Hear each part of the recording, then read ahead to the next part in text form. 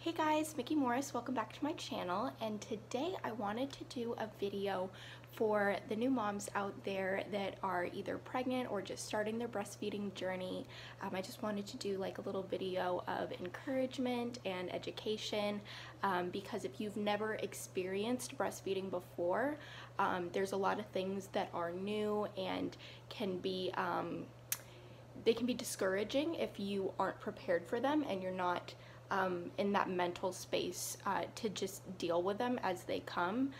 So I wanted this to be just a little video that can encourage you and kind of tell you what to expect, and then just kind of go through like my own schedule with Naomi with nursing, just so that I mean, by no means do you have to like copy me or do exactly what I do, but maybe it'll give you just a little bit of encouragement as to, you know, maybe what your schedule can look like with your newborn. So if you guys have not already subscribed and you end up really liking this video, definitely subscribe so that you can get the little notifications when there's new videos uploaded, and let's get started. So first and foremost, I have to apologize for like not doing my hair or like doing a full makeover on my face. Naomi is 2 months old now. She actually turned 2 months old last Friday, I believe. So she'll be 9 weeks old tomorrow, and I barely have like the time to like get in the shower and wash my hair every couple days. So as you can see, my little munchkin did not want to be alone, and so it's kind of hard to like do a whole makeover on your face when you have a human attached to you. So I know you guys don't care, but I always feel like I try to like look super presentable for these videos since they're like on the YouTube world forever, and I don't like looking back on it and being like, oh, I should have done my hair a different way, or like, oh, I should have made more of an effort. But this is what you're gonna get. So the first thing that you're gonna want to just kind of prepare yourself for is the first 2 weeks of breastfeeding is the roughest. So if you're in those first 2 weeks now, or even those first 4 weeks, and you're just feeling really discouraged, that's super normal. The entire journey is not gonna be like this at all. Within those first 2 weeks, you deal with engorgement, you deal with super sore and sensitive nipples. Sometimes you can deal with like chapping or bleeding, and it's just a really vulnerable time anyways because you just gave birth to this little human, so your hormones are going to be all over the place. So don't judge your breastfeeding journey off of those first 2 weeks, and try not to, I mean, you're going to feel discouraged, you're going to feel those natural human emotions, so I can't say try not to get discouraged, because you're going to.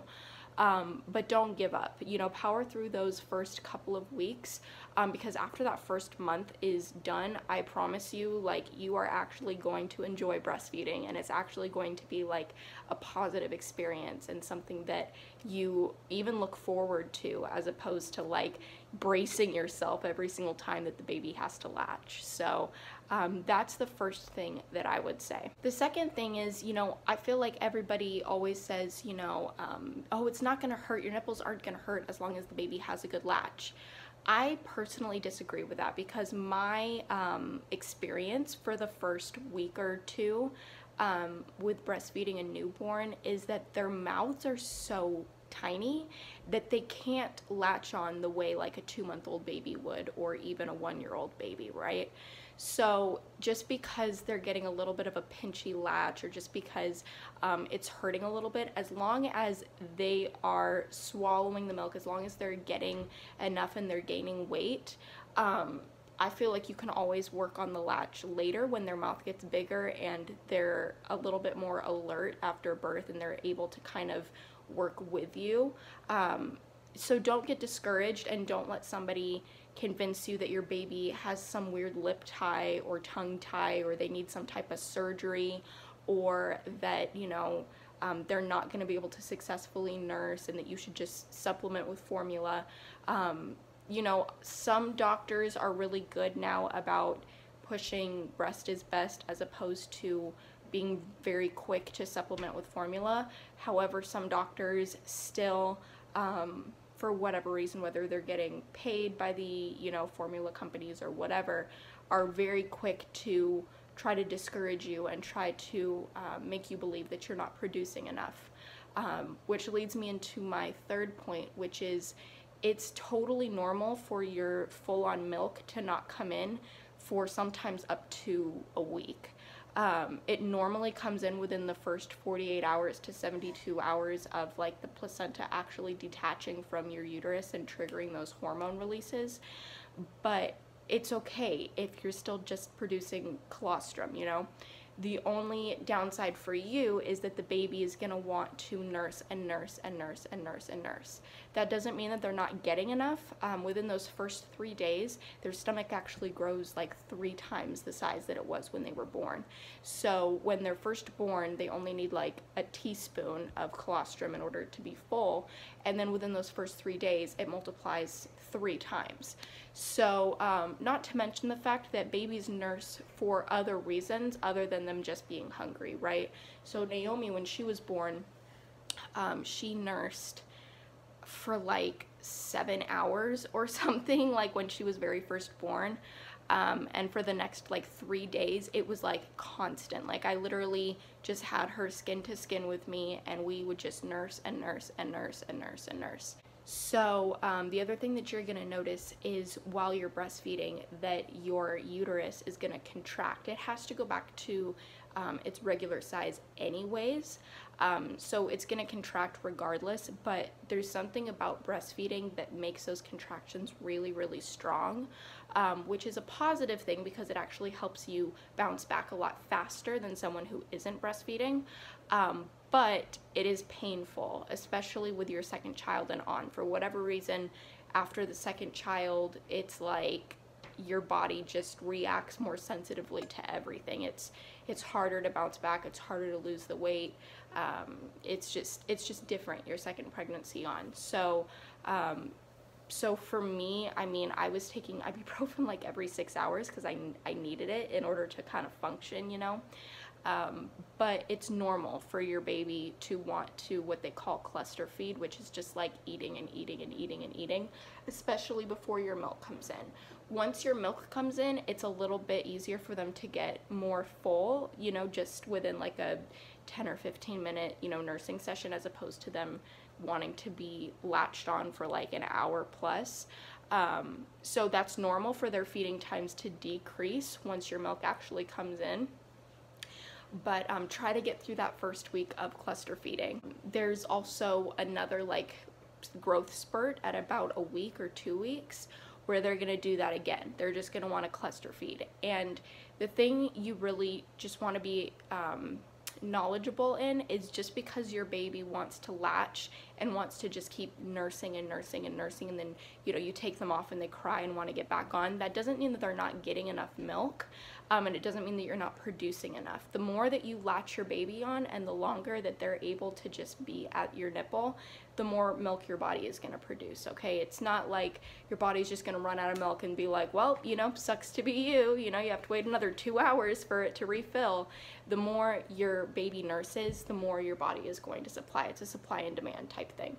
So, so just the rule of thumb that someone taught me is anytime your baby makes any type of sound, just put the boob in their mouth, you know? So if they're cranky, offer the boob. If they start squirming around, making weird noises, offer them the boob, you know? If they're sucking their hand, offer them the boob. If they're just straight out yelling, offer them the boob, you know? If they are bobbing their head and they're rooting and trying to, like, you know, get through your shirt, offer them the boob. Like, if they put their fingers in their mouth, offer them the boob. Anytime there's any hunger cues or noises or they seem like they're in discomfort or whatever, just have your breast out and be ready for them to latch on whenever they feel like they need it, you know? So as for sore nipples, they're going to be sore. I mean, that's just the way that it is, you know? If you know, haven't nursed in over a year, you're going to have kind of a harder time getting back into it, even if you did nurse before. Like with Essie and I nursed her, what, 5 years ago? But obviously there was a pretty large age gap in between that, so all that desensitizing that Essence had done kind of went away, and everything went back to normal, and it was kind of like starting back from square one. So your nipples are gonna need to kind of toughen up a little bit, and babies, when they very first come out of the womb, like, their sucking is very strong, because that's basically all they've been doing in the womb, is just practicing by sucking on the placenta and sucking on their fingers and sucking on their hands, right? Like, everything that they do when they're born, they didn't just magically learn how to do that as soon as they entered the world. They've been doing that in the womb, and they've been practicing that. So so that's kind of one thing that you do kind of have to be prepared for. It does get better, but for those first couple weeks, they're going to be sensitive. And then along those same lines, once your milk finally does come in, it's gonna come in stronger and stronger and stronger, increasingly so, for like, I don't know, maybe up to a week. And so that's when you're gonna deal with engorgement, which is where your body is producing way more than your baby actually needs. But it's just kind of your body's way of like starting at the maximum and then weaning itself down to what your baby is actually taking out. Some people say that you shouldn't pump within the first 6 weeks. Some people say that you shouldn't pump within the first 3 months. For me, I ended up getting the Haakaa pump, which is spelled Haakaa. I think it's Swedish. I'm not positive. But it's amazing. It's like this silicone hand pump, and it's meant to basically suction on to one of your breasts and catch the letdown on the other side that the baby's not nursing on. And I actually stored up a huge amount of supply in my freezer just using that. I also have completely filled up my little freezer space that I have allowed myself, you know, because the rest of the family has to eat too. It's not just Naomi's food, right?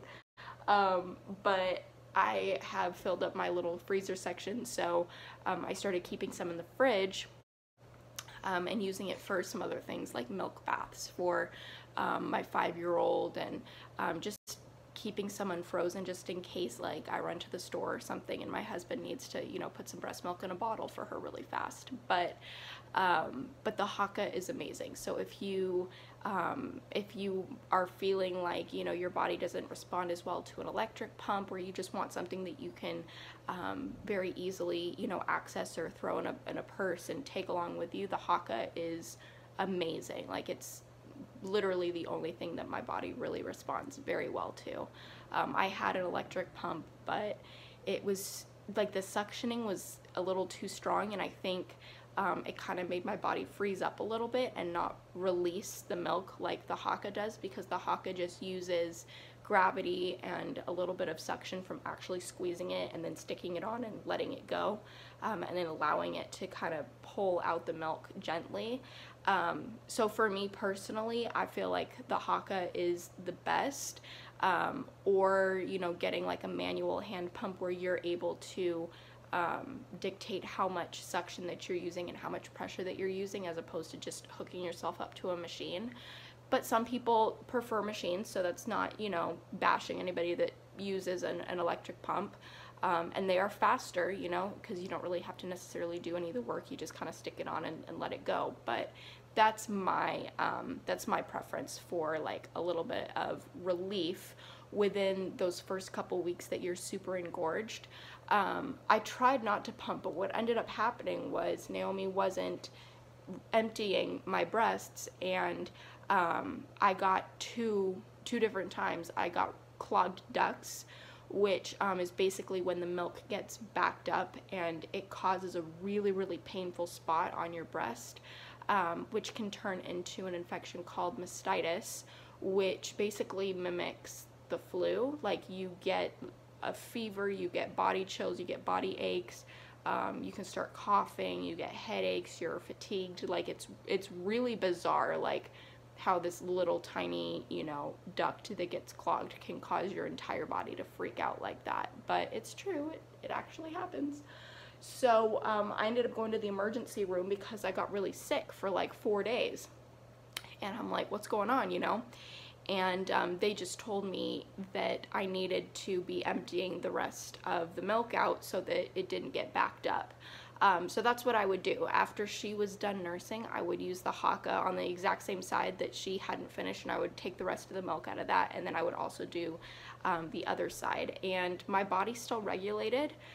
It still, you know, decreased the amount of milk that I was using, so that was great. That was positive.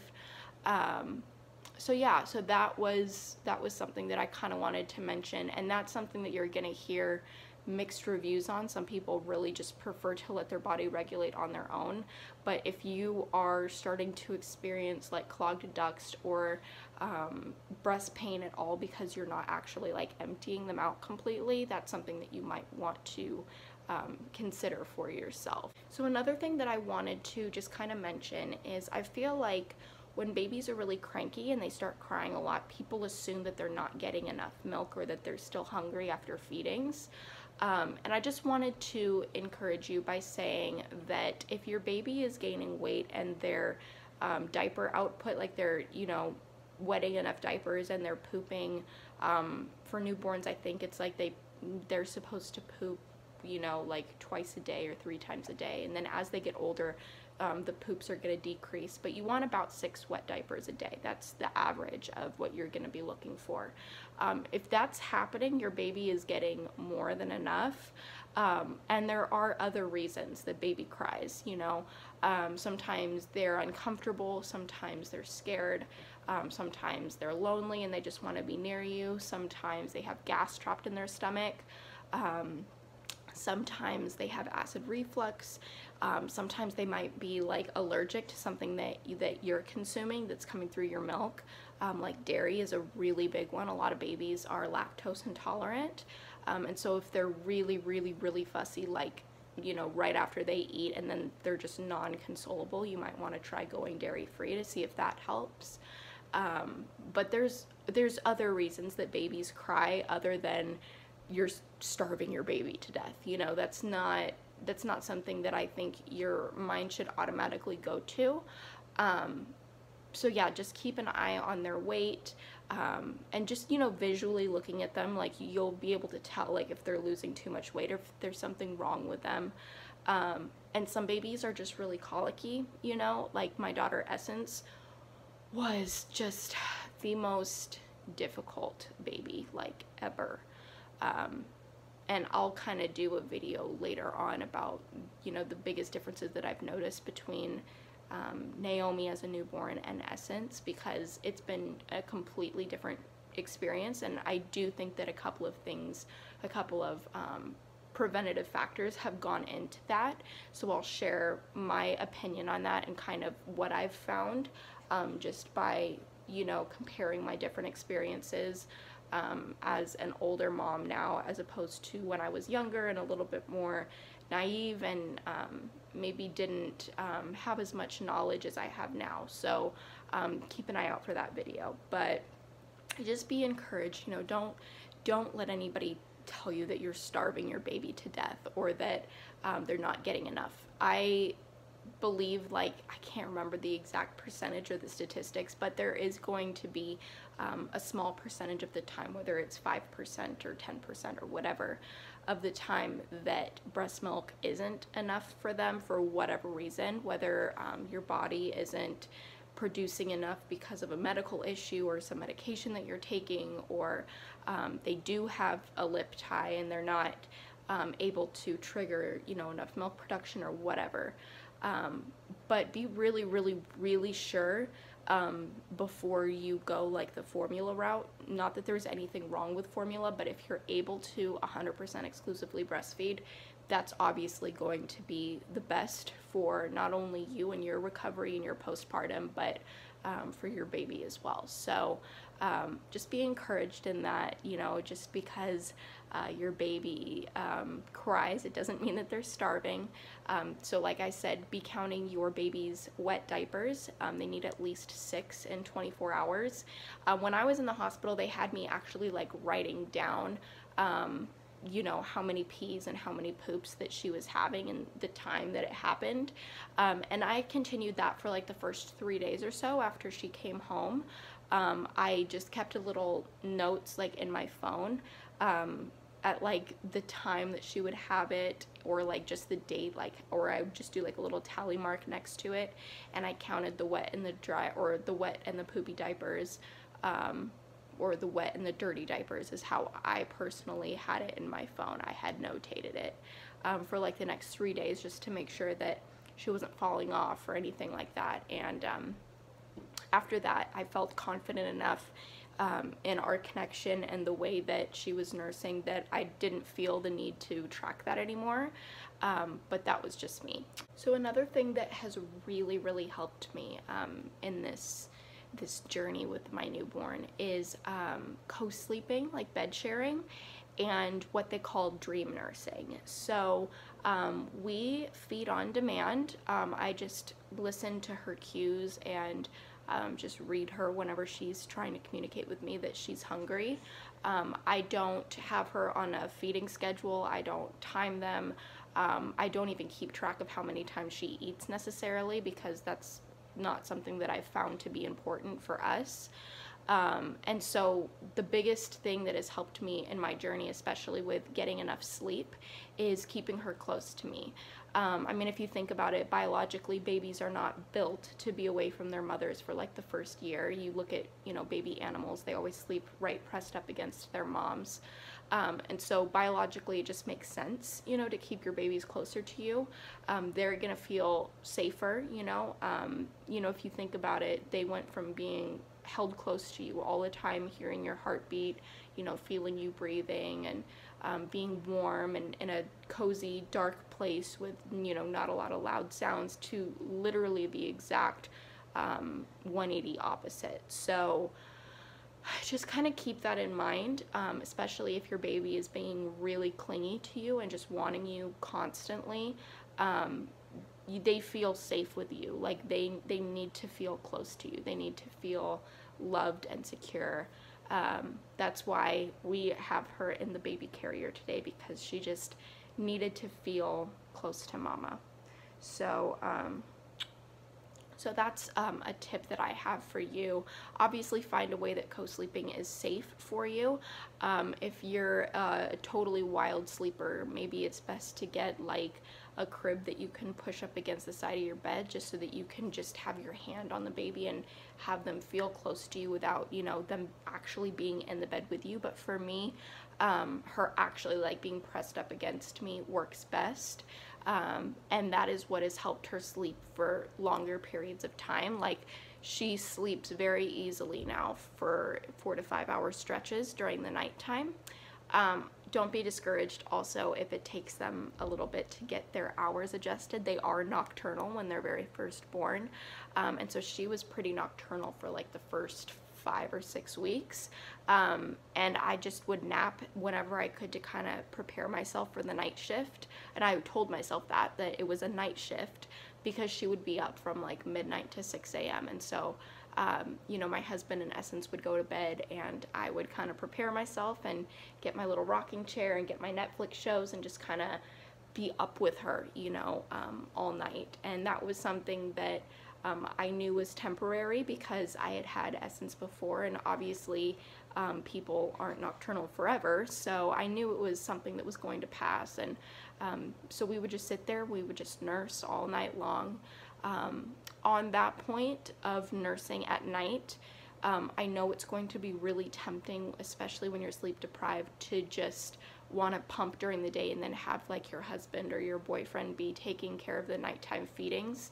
But if you can at all possibly sleep during the day or take a nap during the day and kind of prepare yourself for that nighttime shift, your body really needs those nighttime feedings in order to keep up your supply. Like, it's really important, because there's a chemical change that happens in your body and a chemical change that happens in the milk. And if you're not taking that milk out of your body during the nighttime, your supply is going to go down. It's just inevitable. So if you can at all, maybe practice co-sleeping. Dream feeding is our favorite, which basically means when the baby kind of transitions into almost being awake, like they start to kind of wiggle around and they're like, you know, kind of fussing a little bit, and they still don't really have their eyes open, they're not really looking around. If you're able to get them latched on and they're aware enough that they start eating, they'll eat what they need and then go back into their deeper sleep and kind of move on to the next sleep cycle. And so that's what we do. You know, I just keep her really close to me, and she sleeps just like she's sleeping now since she's touching me. And you know, I just honestly sleep, you know, without a bra on, or even sometimes without a shirt on, and just have my breasts available to her. Sometimes she'll latch on completely by herself, you know, and I kind of like wake up and I'm like, oh yeah, she's eating, and then I go back to sleep. Sometimes she needs me to kind of guide her a little bit, but once she latches on and we're both comfortable, honestly, we can both go back to sleep, and it really, really helps a lot. And there's even a statistic that's been published that breastfeeding moms get at least an hour more sleep, 45 minutes to an hour more sleep than babies that are formula fed, because you don't have to get up and prepare their bottles and make sure it's the right temperature and all that jazz. So that's what's helped us a lot. And today was actually the first day that I feel totally comfortable saying that we are 100% not nocturnal anymore. I feel that we've finally gotten on a schedule. I'm pretty much up from like 7 in the morning to like 7 or 8 at night. And I do have a very early bedtime now because my body is just completely exhausted by the end of the day. But we are both pretty much awake for the most part. I mean, she's a newborn still, so she still sleeps. Look at you. Good morning, Mama. Hi, Princess. So she still takes her naps, you know, throughout the day, but she's sleeping really, really well through the night. So that's all that really matters for the most part. Huh, baby? That's all that really matters. Yeah. Good morning, Princess. I love you. So those would be my my tips for you, my encouragement for you. Really try to stick it out, you know. Try to get through those moments of discouragement. Tell yourself that it's worth it. A really beneficial thing that I would also suggest is looking up the benefits of breastfeeding and just really memorizing those and keeping those, you know, at the forefront of your mind when things do start to get tough, because it's such an amazing thing that we're able to do for them. And I even have, you know, given Essence my pumped breast milk. I add chocolate powder to it because she doesn't like the taste of it regular, but I give her chocolate vitamin milk when she's starting to get sick or whatever, and it's insane how quickly she heals. Like within hours. It never actually gets like to this full-fledged point of her being sick. So that's a great use for your extra breast milk if you do have an older child, or even older children. Just giving them even little shots of it, even like in a little shot glass, is going to have insane health benefits for them and really, really help them stay healthy and build their immune system and so many other great benefits. So you know, definitely do your research. I'm not going to go into all of the, you know, hundreds of benefits for it, but if you're able to spend some time doing that, I think not only will it encourage you and give you something to kind of meditate on when things get hard, but it will amaze you what your body is really capable of. So those are my tips for you. If you guys have any questions that you're comfortable putting in the comments below, definitely feel free to. Otherwise, feel free to follow me on Instagram. My direct message is always open to females. I do not accept direct messages from males at all, out of respect for my husband.